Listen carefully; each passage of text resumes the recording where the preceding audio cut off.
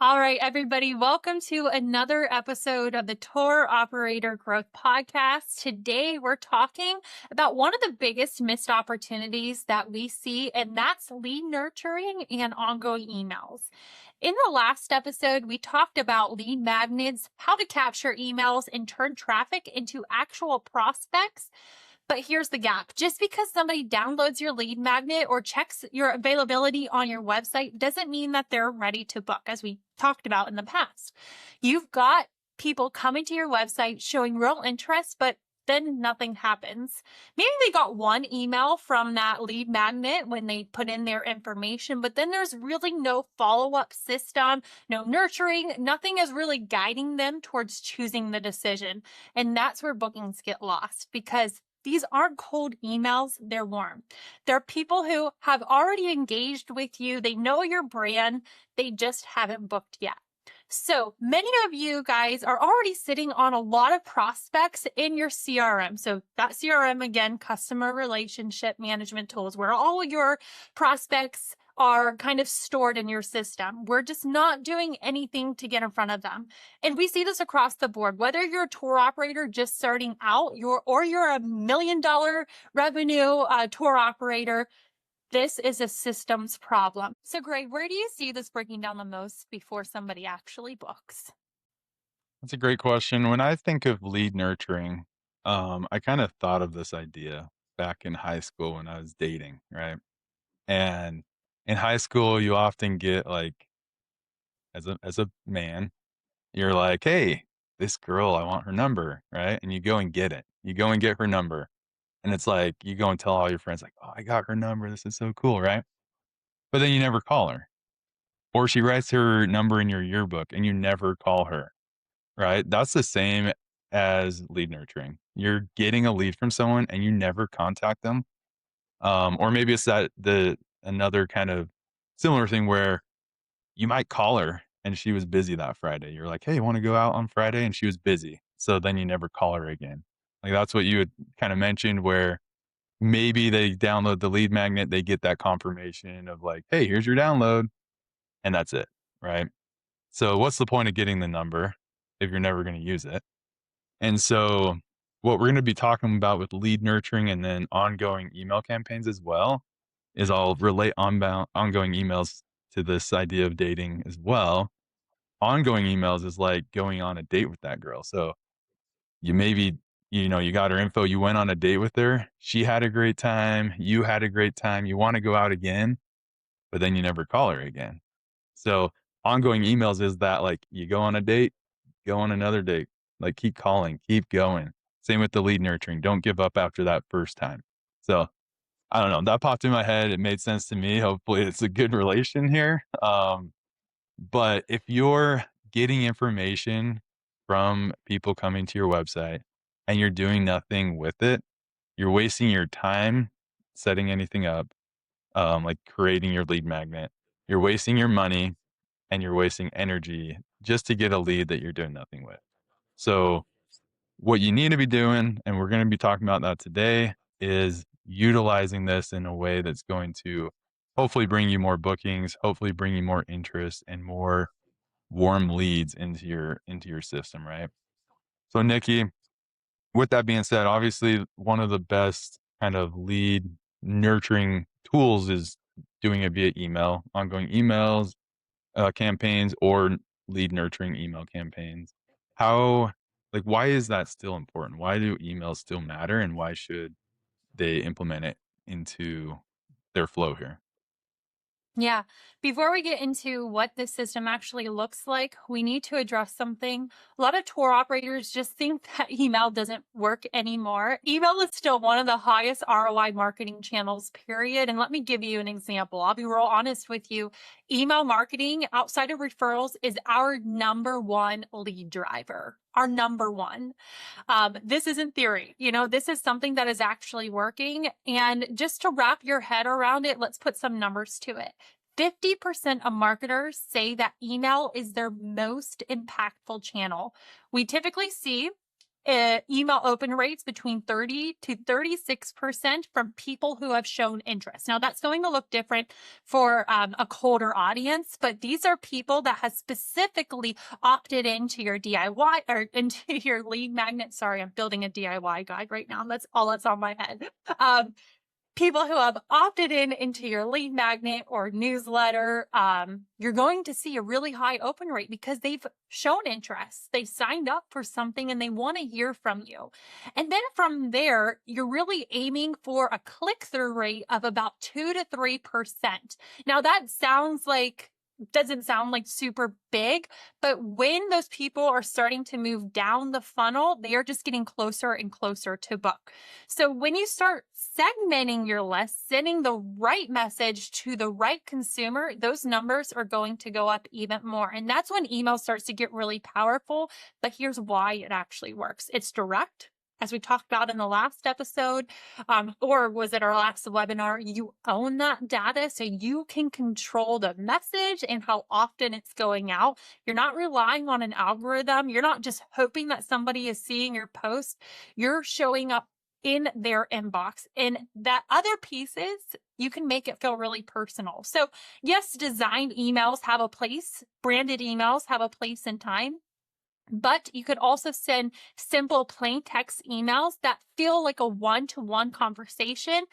Honestly, those are usually our highest performing emails because they feel like they were written specifically for you. And I've personally booked discovery calls or personally booked calls with people and responded to offers because I felt an email was so targeted and relevant to me personally. And on top of this is the other reason it's important. You could automate all of this. So you can follow up with somebody who checked your availability on your website. You could follow up with somebody who inquired. You could follow up with somebody who looked at a specific tour without actually manually having to do it every single time. And I think that that's what allows this email marketing, nurturing to become scalable. So the real question is, what should actually be happening between interest and booking? Because somebody might book in 24 hours, or it might take 8 months. I don't know, your buying cycle, everybody's is a little bit different. So how can we stay in front of them in that window between we got their information, we own that data, and they're going to book? So Greg, can you break down what lead nurturing actually looks like? Yeah, so we mentioned this in probably every podcast. The main thing, if you get anything from this, is add value, right? We can set up lead nurturing, we can set up ongoing email campaign, we can do social media, we can do all the things we talk about, but make sure it's adding value. Just because someone's interested doesn't mean you just send them some random email and they're going to all of a sudden book. If it's not engaging to them, if it's not piquing their interest and pushing them towards the booking process, then it's not going to do its job. Um, so, lead nurturing. First, I want to kind of talk about some of the mistakes that happen. So, there's different types of leads that come in, right? You get contact form leads. So, this person has a question that they're contacting you about. You have people that might have downloaded a guide that you like, a lead magnet, or maybe they called in. There's different ways that you're getting this contact information. And so the way that you nurture them might be slightly different, right? Someone comes in with a contact question and you respond to them. Don't just respond to their question and then leave it be. Make sure you put them into a sequence that's now going to hopefully answer other questions that they maybe had. Because if they had one question, there's a good chance they have a bunch of others and they're just not maybe asking them. And if they can't find them easily on your website, then they're probably going to abandon or go find somewhere else or contact again and ask. So the best thing I can think on a contact form is you put them into a sequence where now you know a bunch of questions people are asking. You have your FAQs. Start answering those questions in lead nurture sequences of, you know, you asked a question. Here's some other common things that people have. Um, for example, if you're coming through like a lead form where it's a lead magnet and it's maybe a guide for things to do, maybe an itinerary type of lead magnet, your sequence is going to be a little bit different than a contact. You might not, start with other things people are asking. You might start with other, types of things you can do there, other call outs to kind of push people toward booking your trip, knowing that they downloaded this guide because they're really looking for things to do in the area. And you want to make sure that your tours are top of mind as well. So there's going to be some differences there. Another mistake a lot of people make is their lead nurturing sequence is too short. So just because someone contacts you, don't feel like you can't email them multiple times for a really long time if you want to. The main thing you need to understand, and Nikki, you talked about this slightly, is understanding your sales cycle. If you're a single day tour and your normal sales cycle is 2 days, that means that most people that are going to book are, inquiring or visiting your website and they're booking within 2 days. So your lead sequence is going to look very different than, a 7-day hiking trip where it might be 6 months before someone books. And so understanding your sales cycle is essential here.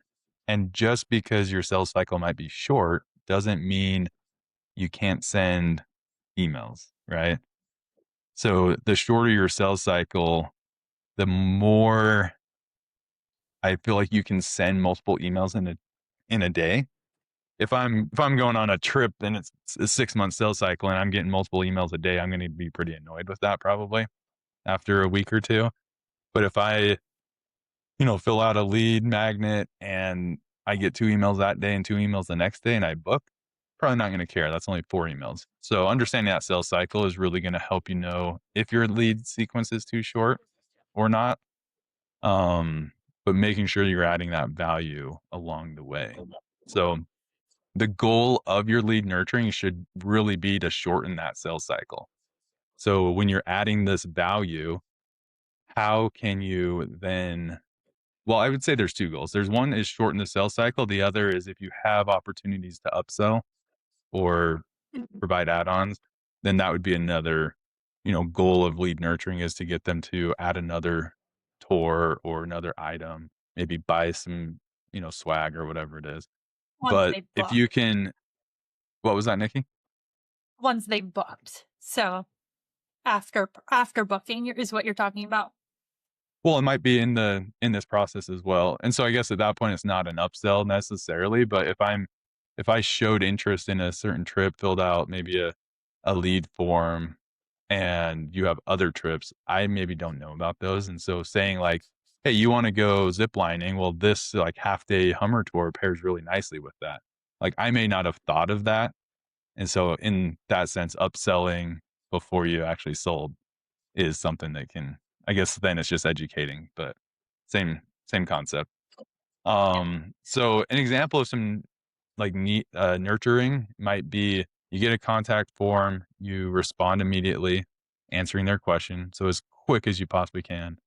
And then you follow up, address common questions that they might have. It might be weather related, difficulty, logistics, whatever it might be. That might be your next email that you send out. And then weaving in social proof, so reviews, photos, guest experiences, reinforcement of like why this tour, why our company, what makes us different, why you should book. And then also nudging them with like timing and availability, right? So making it that um scarcity causes people to act faster. So making them feel like, hey, I don't have time. If I don't book this, it's going to get full. I need to book now. And so you're going to succeed as long as your lead nurturing sequence is on you for pushing them toward booking, right? If you're just sending out information and you're not trying to get them to book, then you're probably not going to do a good job at converting those leads into sales. So with lead nurturing, do you have anything else to add to that, Nikki? Or do we want to Yeah. move on So to ongoing emails? Yeah, I want to build on that just a little bit and transition into ongoing emails. But I want everybody listening to ask themselves, am I actually doing this? Because email marketing isn't just one thing. You have different moments, different audiences, and different opportunities. At a high level, and this is why I jumped the gun with Greg, you kind of have two different segments, right? And email marketing, ongoing emails falls in both of them. You have your prospects, so the people who have opted into your lead magnets and your newsletter but have never booked, but you also have your people that have just booked, and then you have your past customers. So we'll kind of think of it as your prospect list and then your customer list, because they deserve ongoing emails as well. So we just talked about nurturing prospects, the people who haven't booked, but like I said, the other side of it is for the people who have booked. And this is where I personally see a big gap as a consumer. I can't tell you how many tours I booked where I've been so excited. I booked, I got the confirmation email. That's never been missed, but then nothing. It's just silence.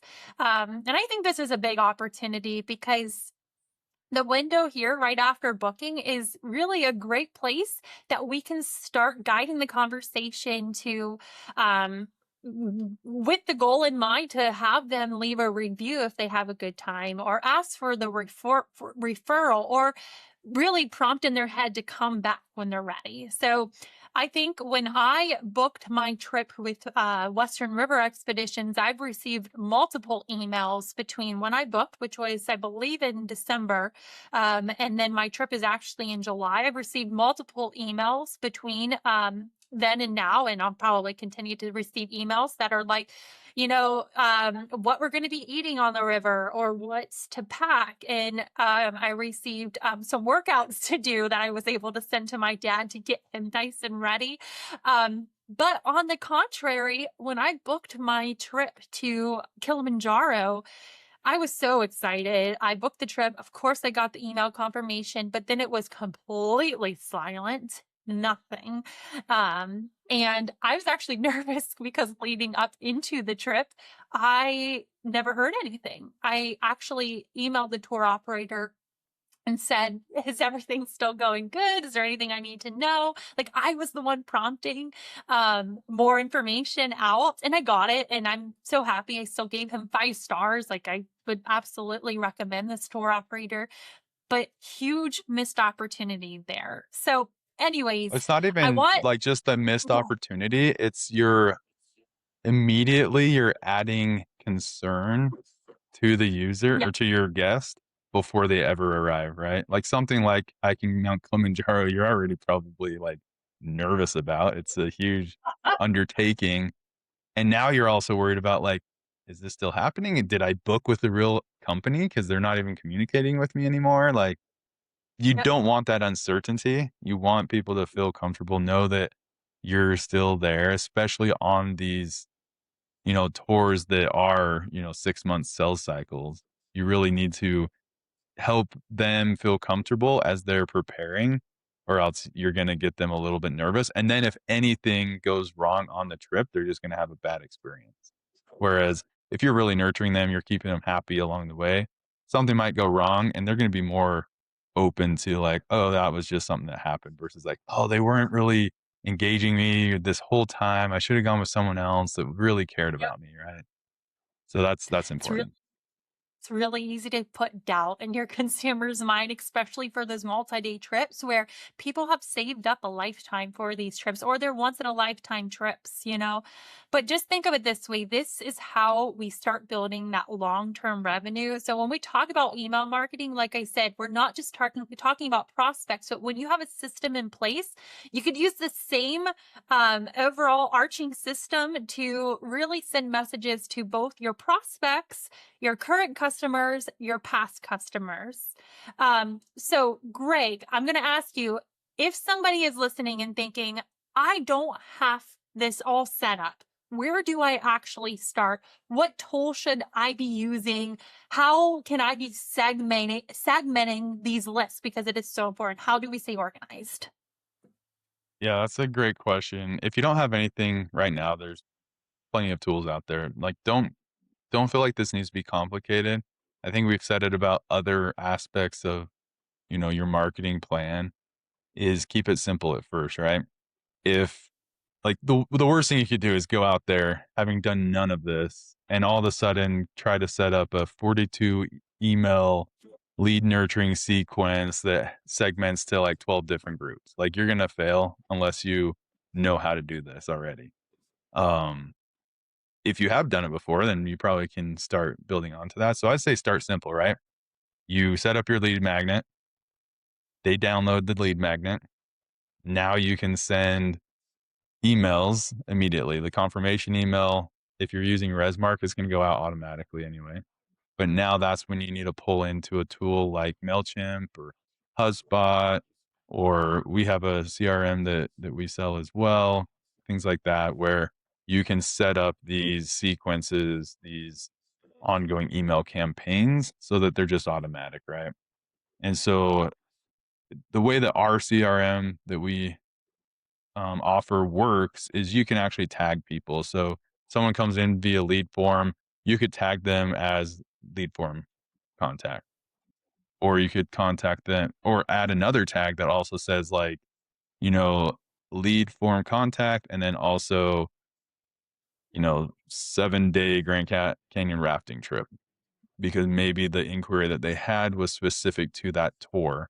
So the more you kind of tag them and segment them that way, makes it easier to segment them down the road when you need to start splitting them up as you make it a little bit more complicated, if that makes sense. So at first, funneling like everyone into the same email thread is better than doing nothing. As you get it going and it's rolling, then relevance will create more opens, more clicks, and more bookings, right? So what do I mean by relevance?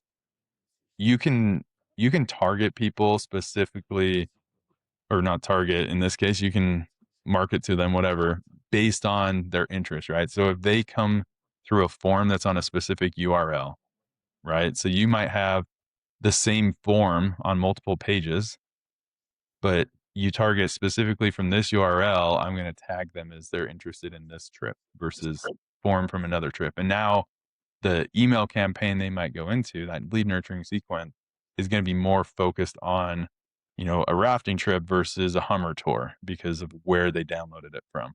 The same goes with booking. If someone's already booked, now that email campaign, that email follow-up that you're going to start doing can be very specific to the tour they booked. Like the example I gave earlier, I booked a zip line, and a Hummer half day Hummer tour pairs very nicely with the zip line. And so I'm gonna, add that as part of the email campaign to get you to try to buy that as well and do an upsell there. So don't send like make sure you're segmenting your list so you're not sending information that doesn't matter. If someone's already booked, don't send like a book now to them for that same trip. Obviously, if it's an upsell, great. But you don't wanna send them something like, "Hey, time's running out. Book this trip." And it's like, "I did 2 weeks ago. Why am I getting this?" Um, Because that just is that uncertainty again, like, "These people don't have their stuff together. What are we doing? Or Maybe did I my should." book not go through? Like, that's what I would think. Like, that's weird. Did my booking not go through? Yeah, that too, like, "Oh, no, like, we're getting close and I don't have a booking. I should book again, or do I need to call in?" So you just wanna add that value, add that clarity, and make sure they're understanding kind of what's going on. So as you're doing this, the tool that you use doesn't matter as much as the system that you set up.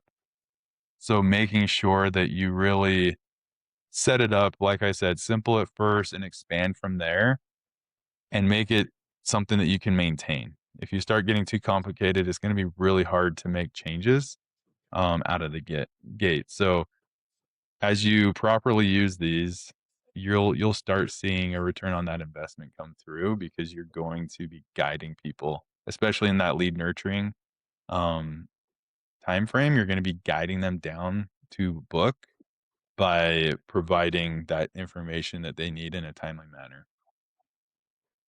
Yeah. And I think if you need a place to start, maybe you do have some disconnected tools. Your booking software is separate from your CRM software. Um, you could use something like Zapier. or Zapier, however you want to pronounce it. But it's a tool that lets you basically connect to different systems, and it's kind of allows it to talk to each other. So we did that for one of our tour operators.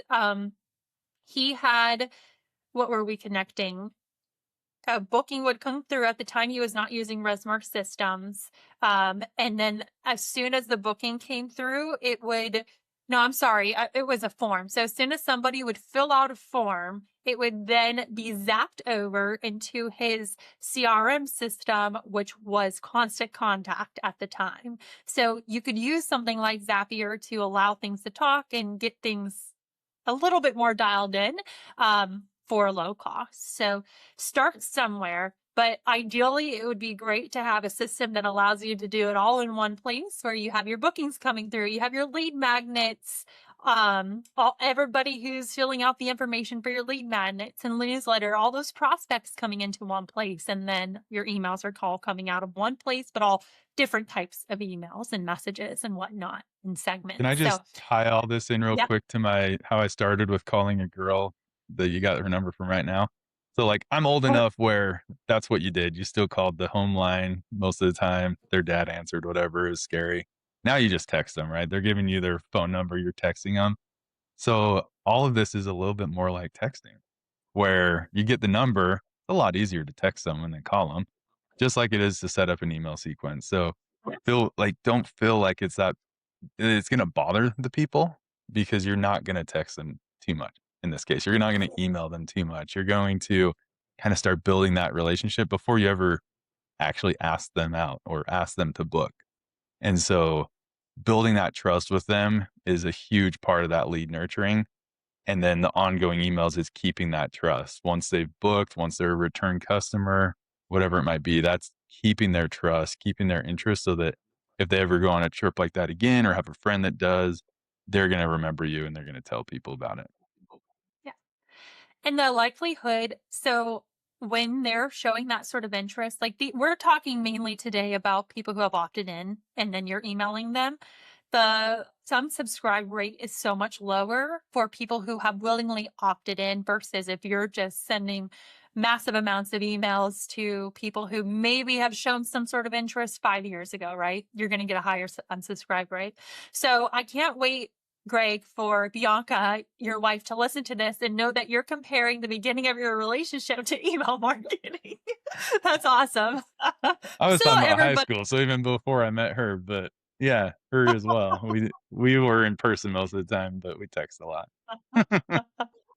all right, guys. So to sum it up, so think of it, you really have three groups of people, I guess, that you should be thinking about in your email nurturing, your email marketing strategy. It's the people who haven't booked yet, but have willingly opted in somehow, the people who have just booked, and the people that you want to come back. And if you're not consistently staying in front of these people's if you're not consistently staying in front of these people, your chance of converting them or bringing them back just is going to drop significantly. That's the role in email marketing. It's not more important than any other marketing avenue, but it's a core part, and it just allows your marketing to keep stacking on top of each other to get people to convert. So the big takeaway is simple: have a follow-up system in place. Make sure that your messaging is really relevant and actually nurture the people that you have in your system. It doesn't have to be overly complicated. Start somewhere and then build on top of that.